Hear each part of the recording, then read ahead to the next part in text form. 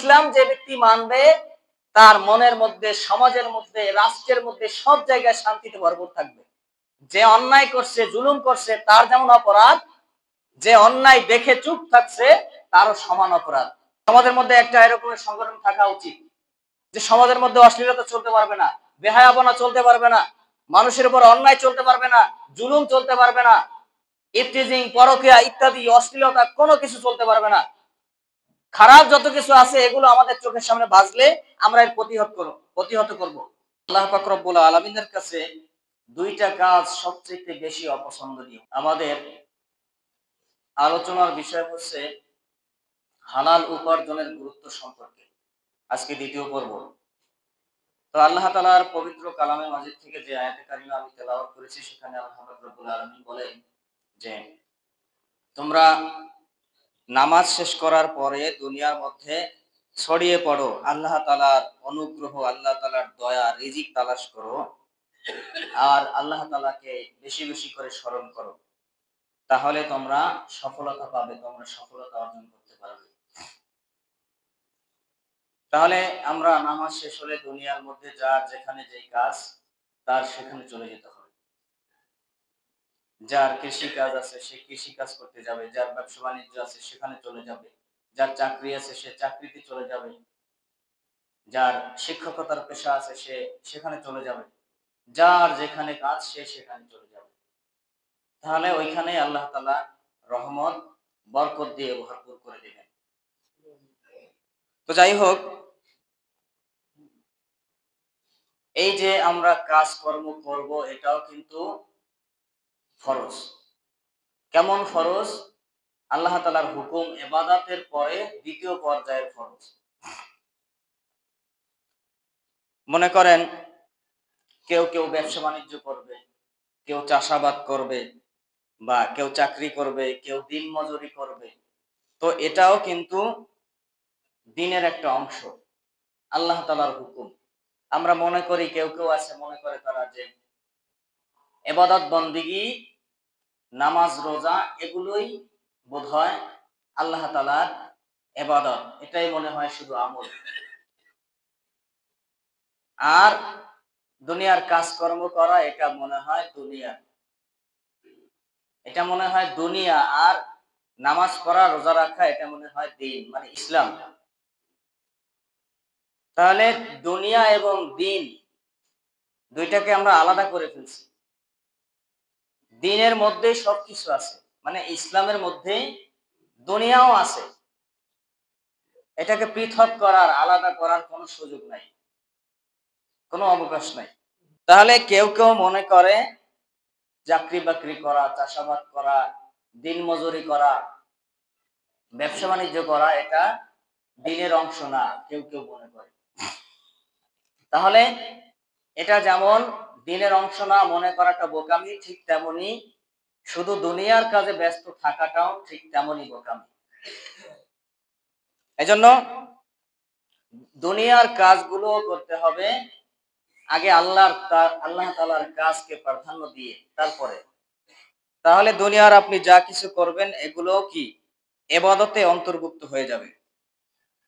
তাহলে আল্লাহ পাক রব্বুল আলামিন দুনিয়ার কাজকে শুধুমাত্র হালাল বলেন নাই।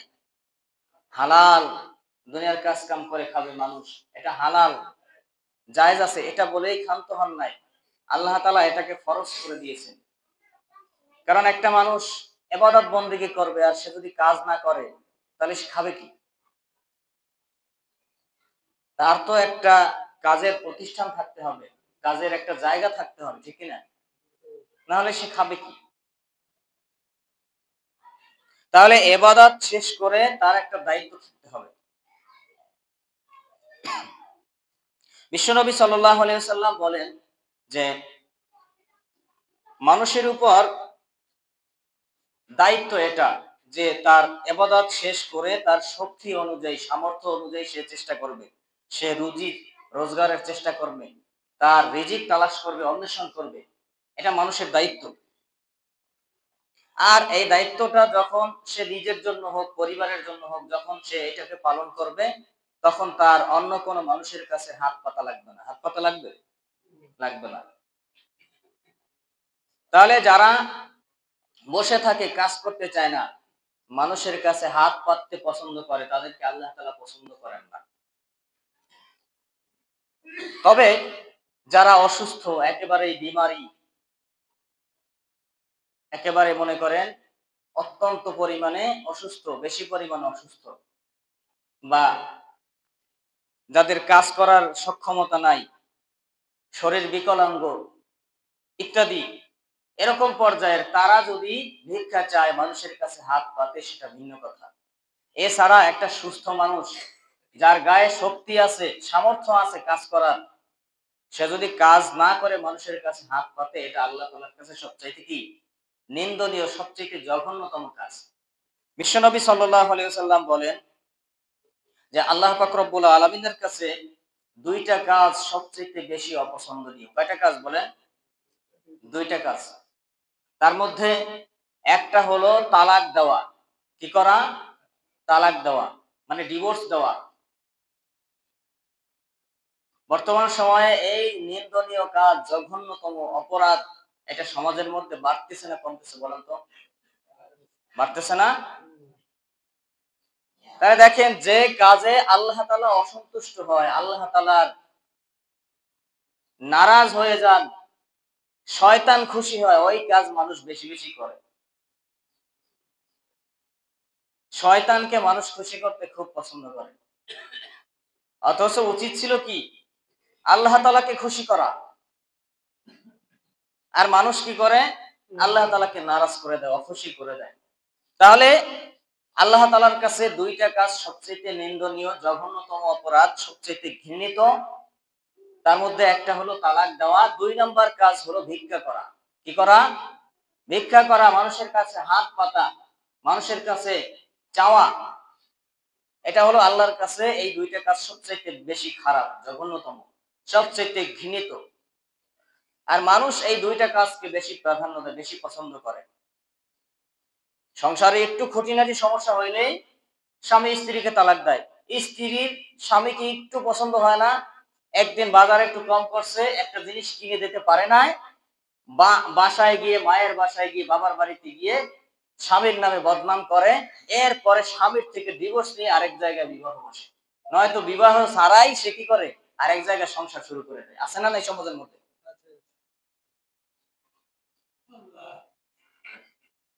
ইসলাম যতটা সহজ, আবার ততটাই কঠিন। মানুষ ইসলামের সহজতা নিয়ে অন্যায় অপকর্ম করার সুযোগ খোঁজে, বিশেষ করে নারীরা।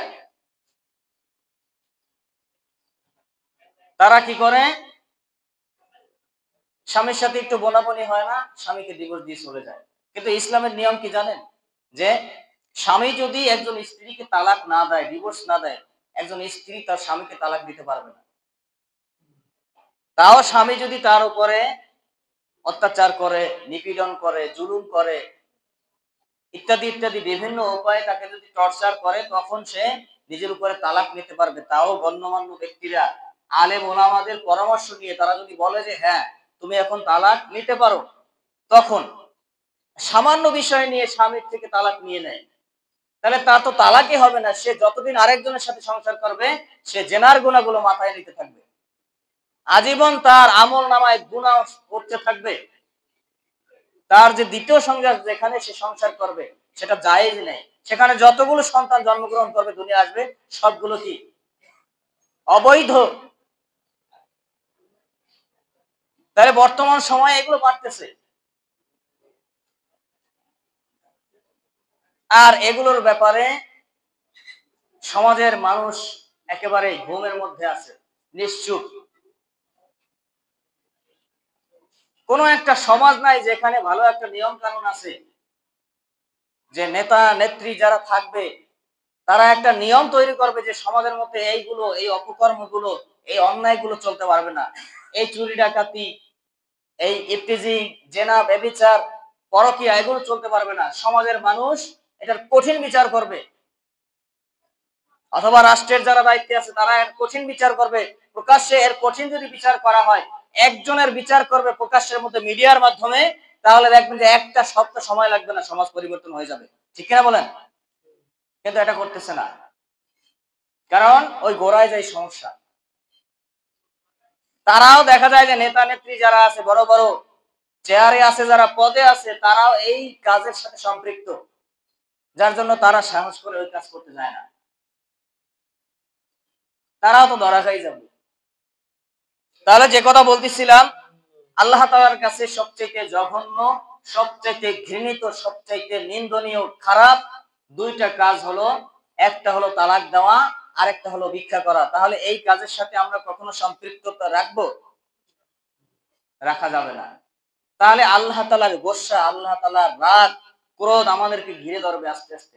দেখেন না বর্তমান সময়ে এই যে ভূমিকম্প হইতেছে, ভূমিধস হইতেছে, এত বড় বড় ভয়ঙ্কর বিপদ আপদ আল্লাহ তাআলা কেন দিতেছে? সমাজের মধ্যে অশ্লীলতা, বেহায়াপনা, নাচ গান ইত্যাদি এগুলোতে ভরপুর হয়ে গেছে, সয়লাব হয়ে গেছে, গেছে কিনা? তাহলে আল্লাহ তাআলা কেন ধ্বংস করবে না এই মানুষদেরকে? বাংলাদেশের মানুষদেরকে আল্লাহ তাআলা অনেক ভালোবাসে, কিন্তু তারপরেও মাঝে মধ্যে একটু লাড়া দেয়, তাদেরকে একটু বোঝানোর চেষ্টা করে যে তোমরা এখনো ভালো হয়ে যাও, সময় আছে। কিছু কিছু সময় দেখা যায় যে রাস্তাঘাটে বের হলে বা অনেক সময় বিভিন্ন লঞ্চে, ট্রলারে এমন পরিমাণে আওয়াজ দিয়ে বক্স বাজায়, গান বাজায়, মনে হয় যেন এলাকা শুদ্ধ কাঁপন শুরু হয়, ভূমিকম্পের মতো কাঁপে, ঠিক কিনা বলেন? তাহলে এগুলোই হলো গজবের আলামত, কিয়ামতের আলামত। এইগুলোর কারণেই গজব আসতেছে বারবার। তাহলে মানুষের, আমাদের প্রত্যেকের সতর্ক হতে হবে। সমাজের মধ্যে একটা এরকমের সংগঠন থাকা উচিত, অন্তত পক্ষে 4 জন 5 জন হলেও একটা সংগঠন করা উচিত, 4-5 জন মিলেও, যে সমাজের মধ্যে অশ্লীলতা চলতে পারবে না, বেহায়াপনা চলতে পারবে না, মানুষের উপর অন্যায় চলতে পারবে না, জুলুম চলতে পারবে না, ইফটিজিং, পরকীয়া ইত্যাদি অশ্লীলতা কোনো কিছু চলতে পারবে না। খারাপ যত কিছু আছে এগুলো আমাদের চোখের সামনে বাজলে আমরা এর প্রতিহত করব, এটা বাধা দেব, হাত দিয়ে এটা ফিরানোর চেষ্টা করব, না পারলে কথা দিয়ে বুঝাবো, না পারলে শেষ পেশ, মনে মনে ঘৃণা। তাহলে এরকম একটা সংগঠন সমাজ সুন্দর করতে, সমাজটাকে ভালো করতে, সমাজের মানুষকে শান্তিতে রাখতে এরকমের সংগঠন থাকার দরকার আছে না নাই বলেন? আছে না? এটা কি শুধু হুজুরের একার জন্য, একার ভালোর জন্য? ইসলামের ভালোর জন্য? ইসলাম মানে কি? ইসলাম মানেই তো শান্তি। তাহলে ইসলামের ভালোর জন্য মানে কি? সমাজের মানুষের ভালোর জন্য। আমরা বুঝি না, আমরা ইসলামটাকে মনে করি, মনে হয় একটা কি, বড় একটা পোটলা, বড় একটা ব্যাগ, বড় একটা মশা। এটা আমাদের শান্তির জন্য তৈরি হয়েছে ইসলাম, কিন্তু ইসলামটাকে আমরা কঠিন করে দেখতেছি, মনে করতেছি বিশাল একটা তাল গাছ বা বিশাল একটা বিল্ডিং, এটা না জানি কি আছে, কিন্তু এটার মধ্যে যা আছে এটা তো মানুষের মঙ্গলের জন্য। আমরা কেন বুঝি না? তাহলে এরকমের একটা সংগঠন থাকা উচিত, যাতে করে সমস্ত মানুষ উপকৃত হতে পারে, যারা অসহায়, যারা দুর্বল, তারা যেন ক্ষতিগ্রস্ত না হয়।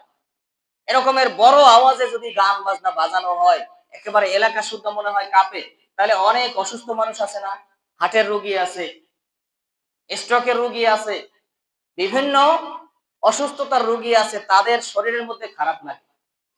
তাহলে একটা মানুষকে কষ্ট দিয়ে তুমি আনন্দ করতেছো, তোমার উপরে তো গজব আসবেই। বিশ্বনবী সাল্লাল্লাহু আলাইহি সাল্লাম বলেন যে তাসবির দানাগুলো যখন ছিঁড়ে যায়, তাসবিহ আমরা চিনি না, আমরা তাসবিহ পড়ি না, এখন তো ডিজিটাল তাসবিহ বের হয়েছে, আগেকার দানার তাসবিহ ছিল। তাহলে দানার তাসবিহ গুলো যখন একটা ছিঁড়ে যায়, তখন কি একটাই পড়ে নাকি সবগুলো টপ টপ করে পড়তে থাকে বলেন? সবগুলো পড়ে না। তাহলে মানুষ যখন একজন অন্যায় করে, একজন জুলুম করে, অত্যাচার করে, আরেকজন যখন দেখে দেখে চুপ করে ঘুমাইতে থাকে, আরেকদিক ফিরে তাকাই বয়, ওইটাকে বন্ধ করার চেষ্টা করে না, তখন আল্লাহ তাআলার গজব আসমান থেকে ওইভাবে তাসবিহর দানার মতো টপ টপ টপ টপ করে এইভাবে নাজিল হইতে থাকে, গজব গুলো দুনিয়ায় আসতে থাকে, নাউজুবিল্লাহ। তাহলে একজন অন্যায় করছে, আপনি মনে করতেছেন যে সে বিপদের মধ্যে পড়বে, কিন্তু বিপদে পড়লে সবাই একসাথেই পড়বে। যে বিপদে পড়ছে সে, যে অন্যায় কাজ করছে সে বিপদে পড়বে এমন না। মুসা আলাইহিস সালামের জামানায় মুসা আলাইহিস সালামের খুব রাগ ছিল, উনি রাগী ছিলেন।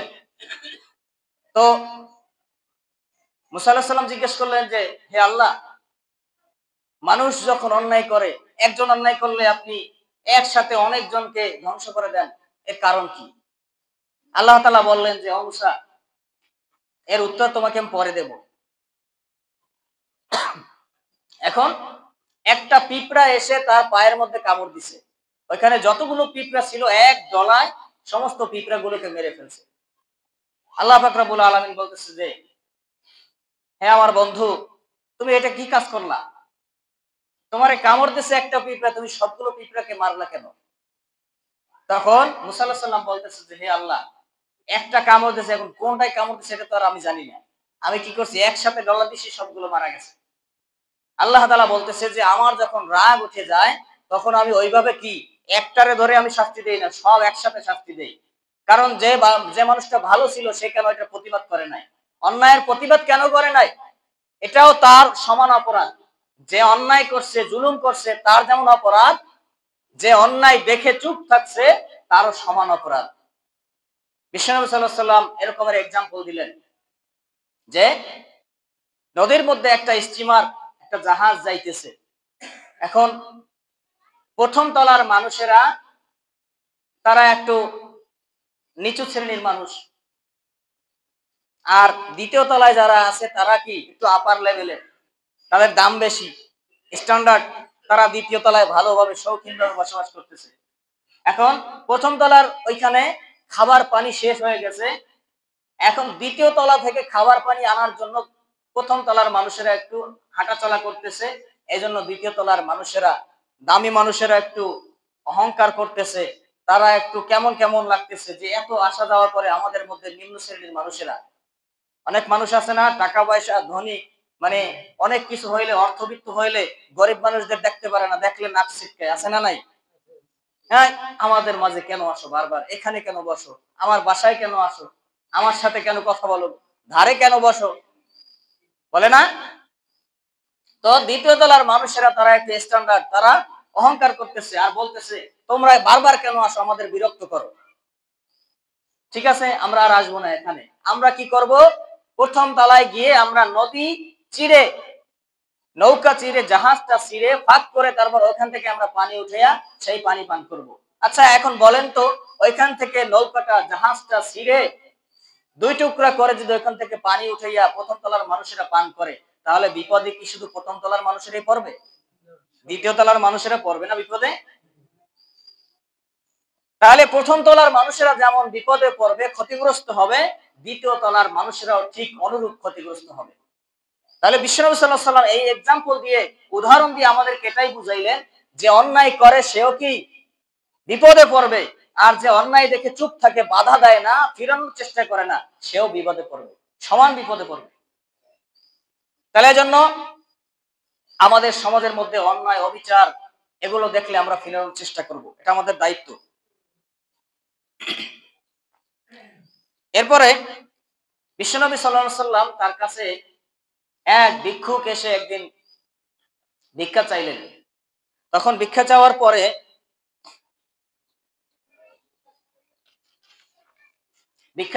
আল্লাহর রাসূল সাল্লাল্লাহু আলাইহি ওয়াসাল্লাম তিনি বললেন যে তোমার কি হাত পা নাই, তোমার কি গায়ে শক্তি নাই, তুমি কেন ভিক্ষা করতেছো, তোমার কিচ্ছু নাই?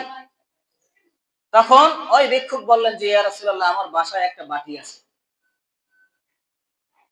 তোমাকে আজকে আমি ভিক্ষা দেব না, তোমার বাসা থেকে বাটিটা নিয়ে আসো। বাটিটা নিয়ে আসার পরে বিশ্বনবী সাল্লাল্লাহু আলাইহি ওয়াসাল্লাম ওই বাটিটাকে নিলামে উঠালেন, বললেন যে এই বাটি আজকে কে কিনবে? তখন 1 টাকা, 2 টাকা, 5 টাকা, মনে করেন এরকমের একজন বলছে, একজন সাহাবী যে আমি 10 টাকা দেব। ঠিক আছে, যে সবচেয়ে বেশি বলছে তার কাছে বিক্রি করে দেওয়া হলো। আর ওই টাকাগুলো দিয়ে বিশ্বনবী সাল্লাল্লাহু আলাইহি ওয়াসাল্লাম ওই ভিক্ষুককে একটা কুড়াল কিনে দিলেন। কাঠ কাটার জন্য, লাকড়ি কাটার জন্য তাকে একটা কুড়াল কিনে দিলেন, আর কিছু পয়সা দিয়ে তাকে খাবারের ব্যবস্থা করে দিলেন। বিশ্বনবী সাল্লাল্লাহু আলাইহি ওয়াসাল্লাম বললেন যে এই খাবারগুলো তোমার বাসায় পৌঁছে দাও, আর এই কুঠারটা দিয়ে, এইটা দিয়ে তুমি কাঠ কাটতে যাও, এই কাঠ কেটে এনে বাজারে বিক্রি করবা, দেখবা তুমি অল্প দিনের মধ্যে ধনী হয়ে যাবা, সম্পদশালী হয়ে যাবা, তুমি আর ভিক্ষা করবে না। কিছুদিন পরে বিশ্বনবী সাল্লাল্লাহু আলাইহি সাল্লামের কাছে আসলেন বিশাল এক ধনী ব্যক্তি, এসে রাসূল সাল্লাল্লাহু আলাইহি সাল্লামের সামনে বসলেন। এখন বিশ্বনবী সাল্লাল্লাহু আলাইহি সাল্লাম বললেন যে, তুমি কে? বললেন যে, ইয়া রাসূলুল্লাহ, আমি সেই ভিক্ষুক যাকে আপনি বাটি বিক্রি করে কুঠার কিনে দিয়েছিলেন, কাঠ কাটার জন্য, লাকড়ি সংগ্রহ করার জন্য আপনি যাকে বলছিলেন, সেই ভিক্ষুক আমি। সুবহানাল্লাহ। তাহলে পরিশ্রমের মধ্যে বরকত আছে, ভিক্ষার মধ্যে বরকত নাই, হাত পাতার মধ্যে বরকত নাই। তাহলে ভিক্ষাবৃত্তি, তালাক দেওয়া, এগুলো আল্লাহ তাআলার কাছে সবচেয়ে জঘন্যতম অপরাধ। আল্লাহ তাআলা এটাকে পছন্দ করেন না, সবচেয়ে খারাপ চোখে দেখেন। তাহলে যেমন করে পরিশ্রম করতে হবে, বসে থাকা যাবে না।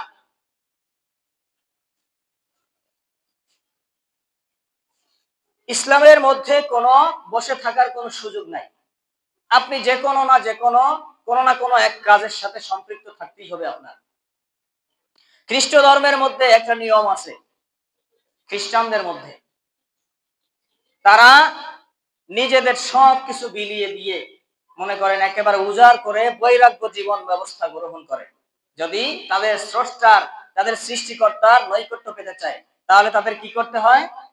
জঙ্গলে গিয়ে নির্জনে তাদের সৃষ্টিকর্তার ইবাদত করতে হয়, না হলে তারা তাদের সৃষ্টিকর্তার নৈকট্য লাভ করতে পারে না। চিন্তা করেন।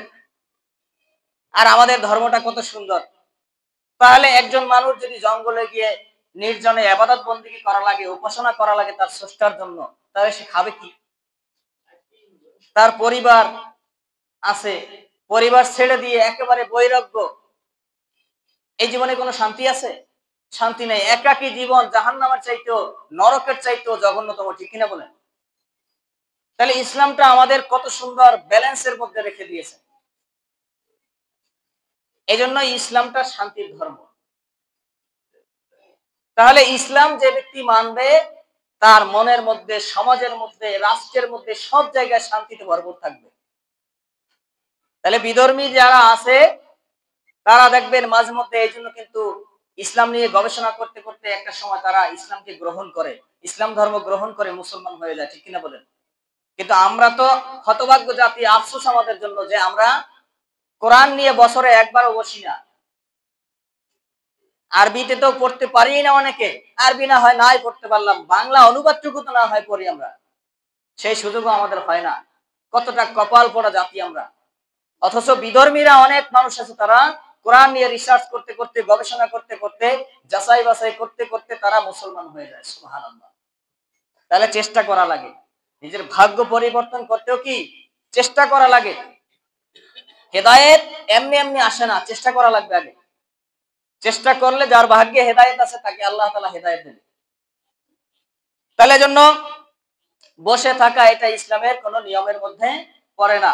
ইবাদত বন্দেগী শেষ হয়ে যাবে, এরপরে কাজকর্মে লিপ্ত হয়ে যেতে হবে। এরপরে রাসূল সাল্লাল্লাহু আলাইহি সাল্লাম সহ সমস্ত নবীগণ, নবী আলাইহিস সালামগণ, তারা সব সময় কাজকর্ম করে খাইতেন। কোন কোন নবী তারা ছিলেন কাঠ মিস্ত্রি, কোন কোন নবী তারা ছিলেন দিনমজুর, কোন কোন নবী ছিলেন চাষাবাদ করতেন, কৃষি কাজ করতেন, কৃষক ছিলেন। এমনকি বিশ্বনবী সাল্লাল্লাহু আলাইহি সাল্লাম তিনিও বকরি চড়াইতেন, মানুষের কাজ করতেন, মানুষের কাজ করে শ্রম বিনিময়ের মাধ্যমে তিনি ইনকাম করতেন। সুবহানাল্লাহ। বিশ্বনবী সাল্লাল্লাহু আলাইহি সাল্লাম তিনি নিজে ব্যবসা করেছেন। আম্মা জান খাদিজা রাদিয়াল্লাহু তাআলা আনহার ব্যবসার মাল সামান নিয়ে, মালামাল নিয়ে তিনি বিভিন্ন দেশে সফর করেছেন। তিনি মানুষের সাথে কাজ করেছেন। তাহলে বিশ্বনবী সাল্লাল্লাহু আলাইহি সাল্লাম তিনি মাঝে মধ্যে বলতেন যে, আমি অমুক অমুক জায়গায় ব্যবসার জন্য গিয়েছি, আমি অমুক অমুক জায়গায় বকরি চড়িয়েছি। এটা তিনি গর্বের সাথে বলতেন। আর আমরা দেখা যায় যে, আমরা যদি একটু চাকরিজীবী হই, তাহলে কৃষি কাজ করতে আমাদের লজ্জা লাগে, শরম লাগে।